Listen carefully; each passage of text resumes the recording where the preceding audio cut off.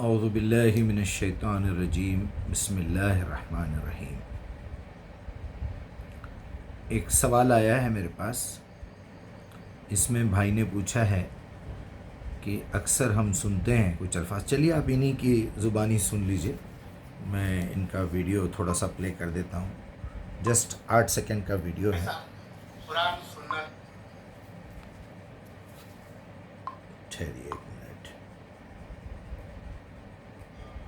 ایسا قرآن سنت حدیث تواتر اخبار حیات اور تاریخ میں کیا فرق ہے، تھوڑا بتائیے نا، مہربانی، جزاک اللہ خیر۔ ارے بھائی مہربانی کی کوئی بات نہیں ہے، اس کے بجائے میں آپ کو آپ کی ترتیب کو اور ٹھیک سے کر کے یہ بتا دیتا ہوں۔ اس کے اندر 5 سٹیپس میں نے لکھے تھے، اس کا پوسٹر بھی آپ کو بھیج دوں گا۔ سب سے پہلے انسانی فطرت، جس فطرت پہ اللہ تعالیٰ نے اس کو پیدا کیا ہے، وہ نفس وما سواہا الہمہا فجورہا و تقواہا، جس میں آپ کا ضمیر ہے، آپ کی عقل ہے۔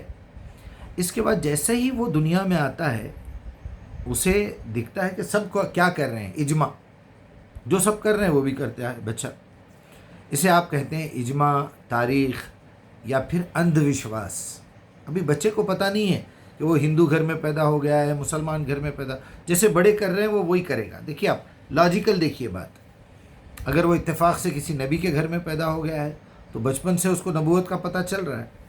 آپ دیکھتے ہوں گے بڑے کلاسیکل سنگرز اور بڑے انجینئرز، ان کے بچے بچپن سے وہ جو ہے بزنس مین، وہی ماحول لے کے بڑھتے ہیں۔ نمبر 3 پہ تواتر، روایات اور پرمپرا، آلموسٹ یہ بھی ہے کہ تواتر کے ساتھ برسوں سے ایک چیز چلی آ رہی ہے، اب اس کی عقل میچیورڈ ہوتے ہوتے اس کو پتہ چلے گا کہ میرے ضمیر کے خلاف میرے بڑے کچھ کر رہے ہیں، میرے ضمیر کے خلاف تواتر میں کچھ ہو رہا ہے، یا میرا دل بھی اس پہ مطمئن ہے، وہ آگے بڑھتا جاتا ہے۔ نمبر 3 پہ ہے تواتر، روایات اور پرمپرا۔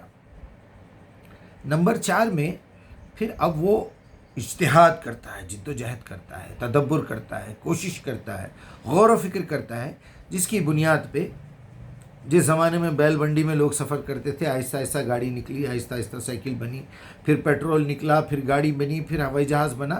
یہ کیا ہے؟ یہ 4 نمبر کا پارٹ ہے انسان کی زندگی کا، اس میں نئی نئی چیزیں وہ تحقیق کر کے دنیا سے نکالتا ہے۔ اور 5واں سب سے آخری معاملہ یہ ہے کہ جیسے ہی وہ معاملہ اس کی لائف کے بعد آنے والی لائف کا ہوتا ہے کہ بھائی مجھے مرنے کے بعد بھی تو کہیں جانا ہے، میں نے ابھی غور کیا، میں نے دیکھا لوگ مر رہے ہیں، تو وہاں وہ پھر اس طرف پلٹتا ہے جہاں اس کے رب نے اس کے لیے کوئی پیغام اپنے نبیوں کے ذریعے سے بھیجا ہے۔ اگر وہ کرسچنوں میں پیدا ہوا ہے تو ماں باپ، دنیا بھر، روایات، سب دیکھتے دیکھتے پھر وہ بائبل تک پہنچے گا۔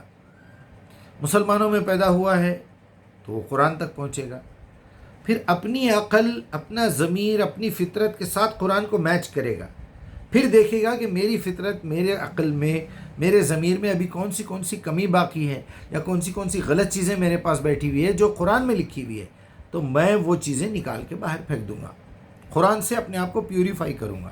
میں قرآن کی آیات تو بدل نہیں سکتا، ایک کرسچن جو ہے وہ بائبل نہیں چینج کرے گا، ایک ہندو جو ہے وہ گیتا کو نہیں بدلے گا، ایک یہودی جو ہے وہ تورات اور زبور کو نہیں بدلے گا۔ وہ جب ایمان لا لیتا ہے کہ اس کائنات کا ایک رب ہے، اب آپ کو تھوڑا سا میں رخ چینج کر کے ان اصطلاحات کا استعمال ہمارے علماء کے پاس کیا ہے، جب آپ سنتے ہیں تو آپ کیا سمجھنا چاہتے ہیں، تو اکثر یہ اجماع اور تواتر کی بات کرتے ہیں۔ اجماع کا مطلب ہے ساری دنیا کے علماء، ساری دنیا کے لوگ جس بات پہ متفق ہیں اسے اجماع کہنا چاہیے، ورنہ اگر ایک مذہب مطمئن ہے، کچھ کہہ رہا ہے، دوسرا مذہب کچھ کہہ رہا ہے، تو پھر وہ اجماع نہیں ہوا۔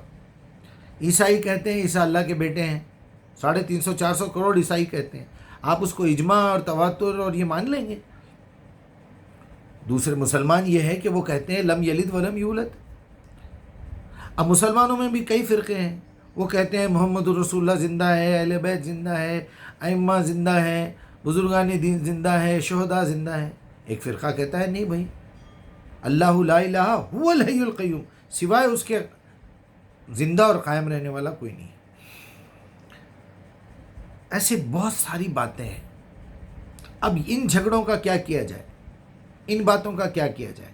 تو اب ہم کو اپنی عقل، جیسا کہ میں نے کہا نمبر 1 پہ آپ کی فطرت، آپ کا ضمیر، کیونکہ یہ دین فطرت ہے، آپ کا ضمیر اندر سے گواہی دینا چاہیے کیا رسول اللہ کے بارے میں جو بات میں سن رہا ہوں، پڑھ رہا ہوں، کیا واقعی عقل کے مطابق ہے؟ پھر اگر ہے تو اس کا قرآن سے ثبوت ڈھونڈ کے نکالیے. اگر وہ عقل کے جو ہے مطابق نہیں ہو رہا ہے تو قرآن میں دیکھیے قرآن کیا کہہ رہا ہے اس بارے میں. کوئی بھی مسئلہ آپ کی زندگی کا، تو وہی کے پاس جب آپ جاتے ہیں 5ویں نمبر پہ، وہی ہے، قرآن ہے، نبوت ہے، یقین ہے، ایمان ہے، تو اب آپ کو اگر ایمان ہے اور آپ ان ایمانیات پہ بھروسہ رکھتے ہیں، آمنت باللہ و ملائکتہ و کتبہ و رسلہ و یوم الآخر، ان تمام میں سے یہ بیچ والا جو ہے وہ کتبہ، اس میں آپ کو قرآن پہ پڑھنا ہے. آمنت باللہ و ملائکتہ لا کے دے دیے، کیا لا کے دیے؟ کتبہ، رسلہ و یوم الآخر. یہ 5 آئٹم میں سے یہ کتاب جو ہے یہ آپ کو پوری انفارمیشن دے دے گی. قرآن، آپ ایک قرآن پہ ایمان لا لیجیے، باقی اس تمام ایمانیات آپ کو پتہ چل جائیں گے.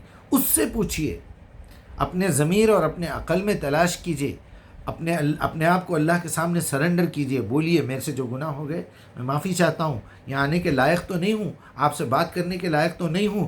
بریلوی کہتے ہیں کہ ہم ڈائریکٹ آپ سے بات نہیں کر سکتے، اولیاء کو پکارنا پڑتا ہے، رسول اللہ کا واسطہ دینا پڑتا ہے، آپ سیدھے طریقے سے نہیں سنتے.